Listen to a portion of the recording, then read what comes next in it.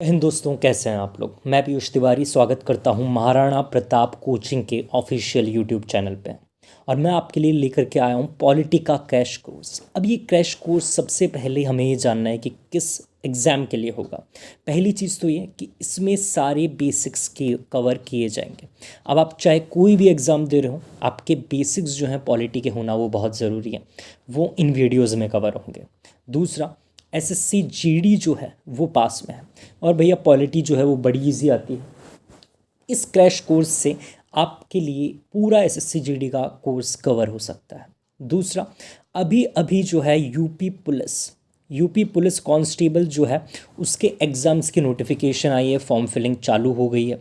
तो उसके लिए भी जो है ये वीडियो ज़रूरी है, पॉलिटी वहाँ पे भी आएगी। और भले ही फिर आप कोई सा भी एग्ज़ाम क्यों ना दे रहे हो, आपके बेसिक्स के लिए, और न केवल बेसिक्स बल्कि इसको हम एडवांस लेवल पे भी लेकर के जाएंगे, तो ये क्रैश कोर्स आपके लिए भी ज़रूरी है। पहली चीज़, 2 वीडियोस डाली जाएगी प्रतिदिन, और जल्द से जल्द कोर्स कंप्लीट कराया जाएगा पॉलिटी का। तो 2 वीडियोस जो होंगी वो पर डे आएंगी। उसके अलावा करंट अफेयर की वीडियो जो है वो भी प्रतिदिन आएंगी। ये अगले वीक से चालू होगी। उसके बाद में जैसे ही पॉलिटी का कोर्स ख़त्म होने लगेगा, मैं आपके लिए बायोलॉजी की एक सीरीज़ लेकर के आऊँगा। हर रोज़ जो है उसकी वीडियो भी आया करेगी। अब अपन चालू करते हैं बिना किसी देरी की पॉलिटी से। सबसे पहले भाई, पॉलिटी में आता क्या है। पॉलिटी के अंदर आता है संविधान। हमें पूरा राजनीतिक विज्ञान नहीं पढ़ना है, हमें केवल और केवल हमारे देश का संविधान पढ़ना है। तो संविधान जब हम पढ़ेंगे तो भाई सबसे पहले संविधान क्या होता है, संविधान की परिभाषा क्या होती है, वो पढ़ना बेहद ज़रूरी है। जब भी संविधान हम पढ़ते हैं तो उसकी परिभाषा में कुछ शब्द आते हैं। देखो, संविधान की परिभाषा क्या होती है। संविधान वो मौलिक कानून होता है। क्या होता है? मौलिक कानून। अभी एक एक करके हम इन वर्ड्स की परिभाषा क्या है हम वो भी देखेंगे, एक एक करके इन शब्दों को समझेंगे। तो सबसे पहले क्या आता है कि कोई भी आपसे पूछे कि भैया संविधान क्या है, तो आपको क्या बोलना है। संविधान एक मौलिक कानून है जो कि जैविक भी है। ठीक है, तो सबसे पहले चीज़ आती है मौलिक, कि भैया आखिर मौलिक होता क्या है। हमसे पूछेंगे कि भैया आखिर मौलिक होता क्या है। मौलिक का मतलब होता है फर्स्ट, मौलिक का मतलब होता है प्रथम। मौलिक का मतलब क्या होता है? मौलिक का मतलब होता है फर्स्ट, और मौलिक का मतलब होता है प्रथम। यानी कि ऐसा कानून जो हमारे देश में सबसे पहले आता है। अब आप खुद सोचो कॉमन सेंस के हिसाब से कि देश में सबसे पहले कानूनों के अंदर क्या आता है, तो वो भैया संविधान आता है इस देश का। यानी कि संविधान क्या हुआ? एक मौलिक कानून हुआ। दूसरी चीज़, क्या कोई दूसरा कानून संविधान से ऊपर आ सकता है? बिल्कुल नहीं आता। अगर आप अनुच्छेद 13 पढ़ोगे, अनुच्छेद 13 के अंदर ये साफ लिखा हुआ है कि कोई भी ऐसा कानून जो संविधान लागू होने से पहले बना हुआ था और हमने अपना लिया, या फिर ऐसा कोई भी कानून, ठीक है क्या, ऐसा कोई भी कानून जो कि संविधान बनने के बाद में बना, कहाँ बनेगा? संसद में बन सकता है, विधानसभाओं के अंदर बन सकता है। ठीक है, और अगर वो जो कानून बनेगा वो संविधान से मेल नहीं खाता, तो अनुच्छेद 13 में क्या लिखा हुआ है, उस कानून को हम निरस्त कर देंगे। और कौन निरस्त करेगा उस कानून को? उस कानून को निरस्त करेगी न्यायपालिका, यानी कि जुडिशरी। भाई इतनी बात आपको समझ में आ गई होगी कि संविधान जो है वो मौलिक कानून है, यानी कि भैया पहला कानून है, प्रथम कानून है देश में। इसके अलावा जो भी कानून बनेंगे, कौन बनाएगा? संसद बनाएगी, विधानसभा बनाएगी, यानी कि विधायिका बनाएगी देश के। वो सारे कानून जो है वो मेल खाने चाहिए इस मौलिक कानून, यानी कि हमारे देश के संविधान से। अब भैया दूसरी चीज़ आती है, संविधान जो है वो जैविक कानून है। कैसा कानून है? जैविक कानून। भाई जैविक कानून क्या होता है? जैविक कानून वो कानून होता है जिसके अंदर जीव हो। कोई भी शब्द, देखो जैविक शब्द का अर्थ ही क्या होता है, ऐसी कोई भी चीज़ जैविक कब होगी? जब उसके अंदर जीव होगा। उदाहरण के लिए आप जब पैदा हुए होंगे इतने से छोटे से होंगे, धीरे धीरे खाना खाया, कसरत वगैरह की, इतने बड़े हो गए। ठीक है, आज जो है आप जो है क्लास वगैरह में जा रहे हो, खेलने कूदने जा रहे हो, तो धीरे धीरे आपने क्या देखा, आप पहले इतने से थे, फिर इतने बड़े हुए, फिर इतने बड़े हुए उम्र के साथ में। ठीक है, इसका मतलब क्या है? इसका मतलब है कि भैया आप में जीव है। कहने का मतलब क्या है? संविधान के अंदर भी जीव होता है। अब आप पूछोगे भैया संविधान जैविक कैसे है, संविधान में जीव कैसे है, समझाइए। तो भाई एक अनुच्छेद है हमारे संविधान में जिसका जो अंक है वो है 368। 368 अनुच्छेद क्या है? 368 है संविधान संशोधन का। किस चीज़ का? संविधान संशोधन का। आपने सुना होगा कॉन्स्टिट्यूशन अमेंडमेंट एक्ट। जो लेकर के आए जाते हैं वो इस अनुच्छेद की मदद से लेकर के आए जाते हैं। संशोधन क्या होता है कि संविधान में अगर आपको कोई भी बदलाव लेकर के आना है तो क्या होगा? संविधान संशोधन होगा। और संविधान संशोधन किस आर्टिकल या किस अनुच्छेद की मदद से होगा? वो होगा अनुच्छेद 368 की मदद से। यानी कि संविधान में, एक उदाहरण देता हूँ, संविधान जब हमारा बना और 1950 में लागू हुआ तो हमारे संविधान के अंदर कितनी अनुसूचियां थी? हमारे संविधान में 8 अनुसूचियां थी। लेकिन आज संविधान में संशोधन होते होते हमारे यहाँ पे कितनी अनुसूचियां हो गई है? तो भैया संविधान में 12 अनुसूचियां हो गई है।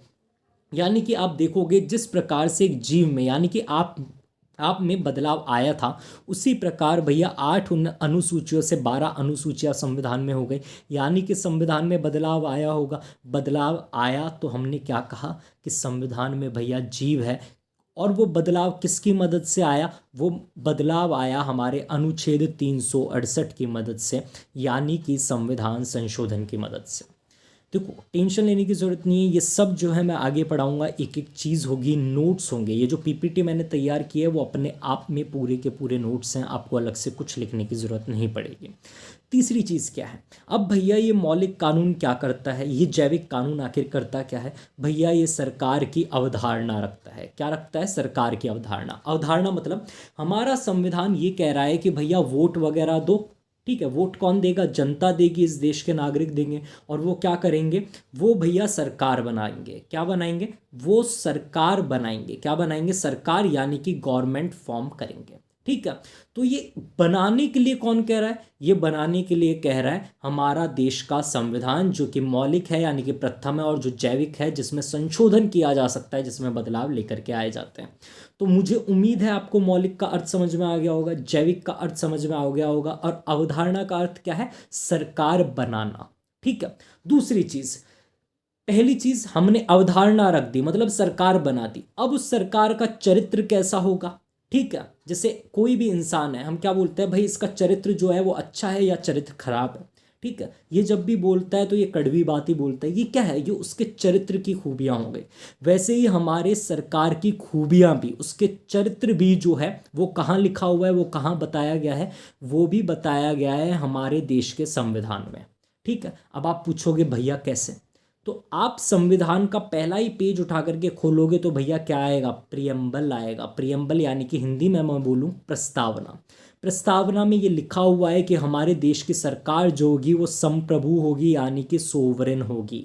क्या होगी भैया? सोवरेन होगी। अब एक एक शब्द जो है, सोवरेन शब्द यानी कि संप्रभुता क्या होती है वो हम आगे देखेंगे।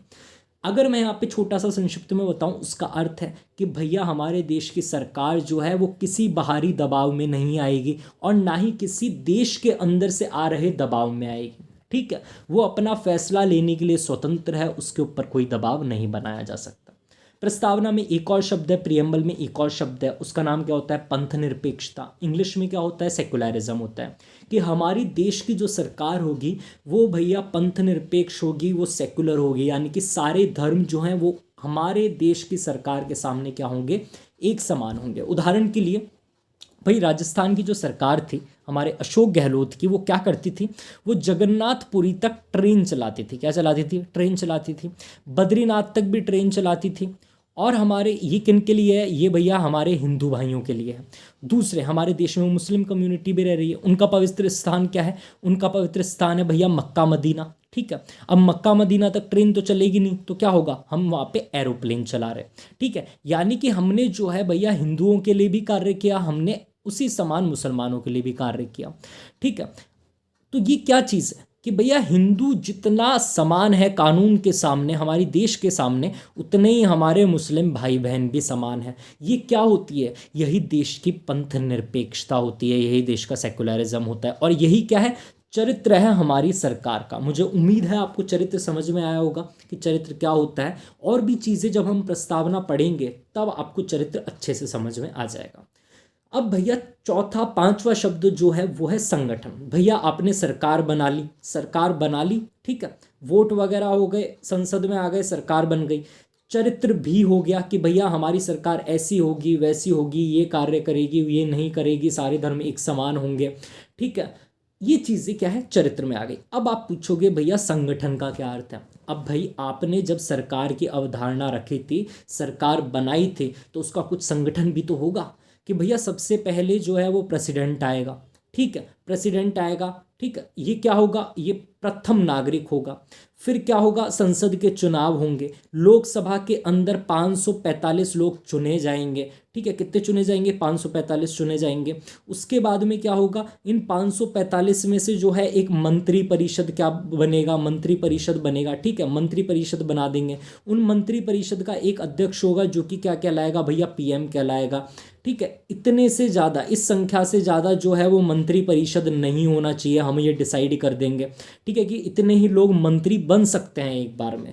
ये क्या है, ये संगठन दर्शाता है, ठीक है। उसके अलावा संगठन क्या हो गया कि भैया न्यायपालिका होगी, क्या होगी, न्यायपालिका होगी, जिसमें सबसे ऊपर जो है वो सुप्रीम कोर्ट आएगा, फिर क्या आएगा, हाई कोर्ट आएगा, उसके बाद में क्या आएगा, ये जो हमारे डिस्ट्रिक्ट कोर्ट्स वगैरह हो गए, अधीनस्थ कोर्ट हो गए, वो आएंगे। तो ये क्या है, ये एक संगठन है, क्या है, ये एक संगठन है कि सबसे सर्वोच्च क्या है, सर्वोच्च न्यायालय है, उसके नीचे क्या है हमारा उच्च न्यायालय, उसके नीचे क्या है हमारा अधीनस्थ न्यायालय। अब भाई मैं उम्मीद करता हूँ आपको जो है वो परिभाषा हमारी जो संविधान की है वो समझ में आ गई होगी, आपको ये सारी चीज़ें जो है वो समझ में आ गई होगी। अब हम जो हैं भैया आगे चलते हैं। तो भाई सबसे पहले हम क्या कर रहे हैं, आज की वीडियो में हमने संविधान की परिभाषा समझी, मुझे उम्मीद है समझ में आई होगी। अब हम जो है कुछ बेसिक्स देखेंगे, ठीक है, बेसिक्स जो लोगों को नहीं आते। मैं अक्सर क्लास में पूछता हूँ कि भैया संसद के कितने भाग हैं, तो लोग क्या बोलते हैं, बच्चे क्या बोलते हैं, भाई संसद के 2 भाग होते हैं। मैं उनसे पूछता हूँ कौन कौन से, तो वो बोल देते हैं भैया लोकसभा होता है, राज्यसभा होता है। अरे भाई वो सदन होते हैं। अगर आपसे पूछे कि भाई संसद के कितने सदन हैं, तो संसद के जो है वो 2 सदन होते हैं। कितने सदन होते हैं, 2 सदन होते हैं। कौन कौन से होते हैं, लोकसभा, राज्यसभा। लेकिन जब मैं पूछता हूँ, मैं उनसे सदन नहीं पूछता, मैं उनसे क्या पूछता हूँ कि भैया संसद के कितने भाग होते हैं, तो संसद के जो है 3 भाग होते हैं। कितने भाग होते हैं, 3 भाग होते हैं। कौन कौन से होते हैं भैया, राष्ट्रपति होता है, राज्यसभा होता है, लोकसभा होता है। अब आप मुझसे पूछोगे कि भाई राष्ट्रपति जो है वो संसद का भाग कैसे हुआ, तो भाई देखो सिंपल सी बात, लोकसभा का सत्र कौन बुलाता है, भाई राष्ट्रपति बुलाता है। संसद का काम क्या होता है, कानून बनाना होता है। कानून कैसे बनता है, पहले विधेयक जो है वो लेकर के आया जाएगा, विधेयक लेकर के आया जाएगा, लोकसभा में पास होगा, राज्यसभा में पास होगा, उसके बाद में भी वो विधेयक ही कहलाएगा, कानून नहीं बनेगा। कानून कब बनेगा, जब राज्यसभा से विधेयक जो है पारित होकर के राष्ट्रपति के पास जाएगा और फिर राष्ट्रपति महोदय उस पर साइन करेंगे, तो वो क्या कहलाएगा भाई, वो कहलाएगा कानून। यानी कि संसद जो है उसकी जो प्रक्रिया है कानून बनाने की, वो अधूरी है, किसके बिना, हमारे राष्ट्रपति के बिना, ठीक है। सत्र कौन बुलाता है, लोकसभा का सत्र चालू करो, राज्यसभा का सत्र चालू करो, कौन करता है, राष्ट्रपति करता है। भाई घर में दादाजी तो कहते हैं पापा को या हमको कि भैया काम करो, क्यों कहते हैं, क्योंकि वो घर के सदस्य हैं, वो घर के भाग हैं।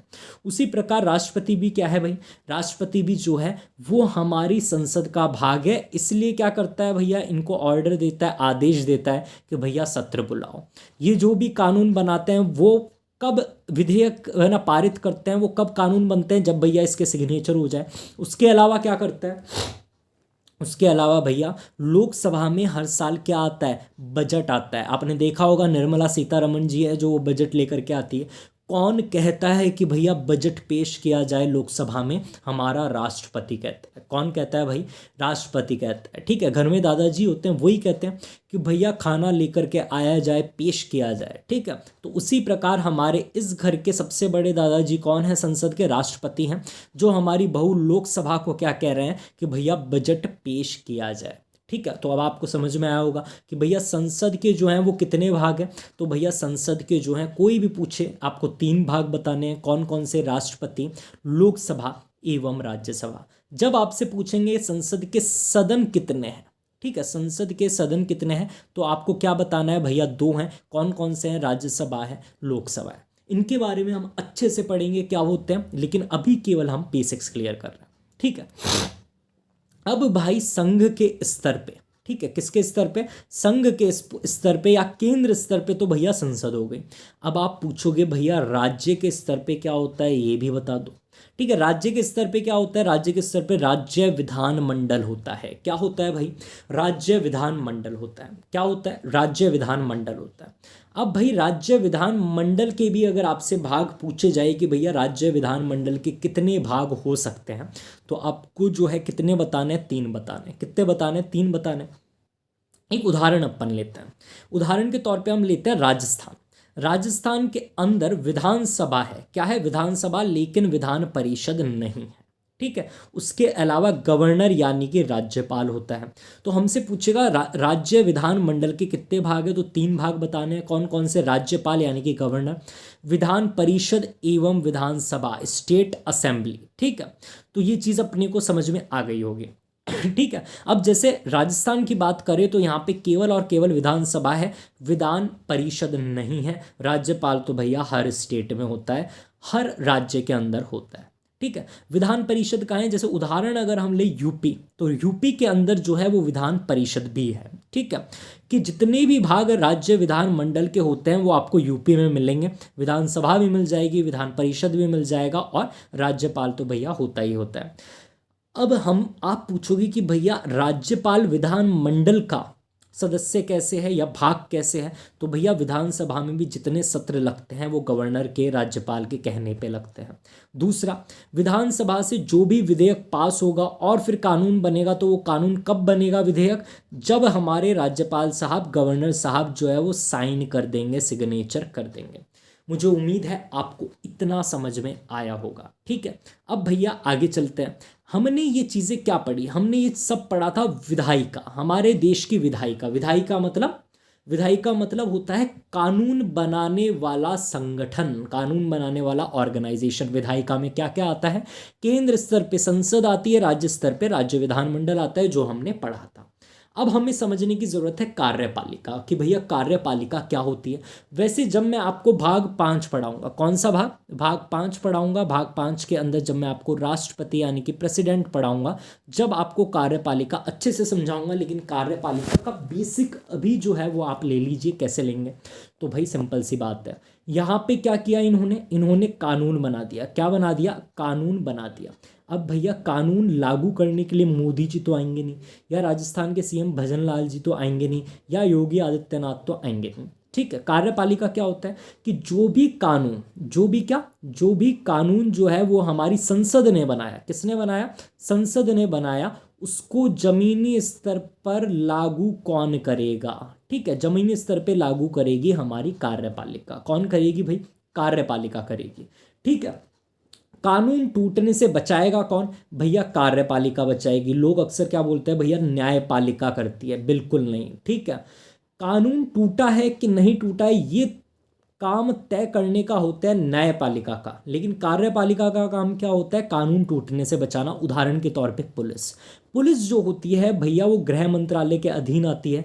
गृह मंत्रालय किस में आता है भैया? कार्यपालिका में आता है। तो उसके अधीन जो पुलिस है वो भी किस में आएगी मेरे भाई? कार्यपालिका में आएगी। अब आप बताओ, पुलिस क्या कानून टूटने से नहीं बचाती? पुलिस के सामने जो है अगर कोई किसी को चाकू मार रहा हो तो क्या पुलिस नहीं रोकेगी? भैया बिल्कुल रोकेगी।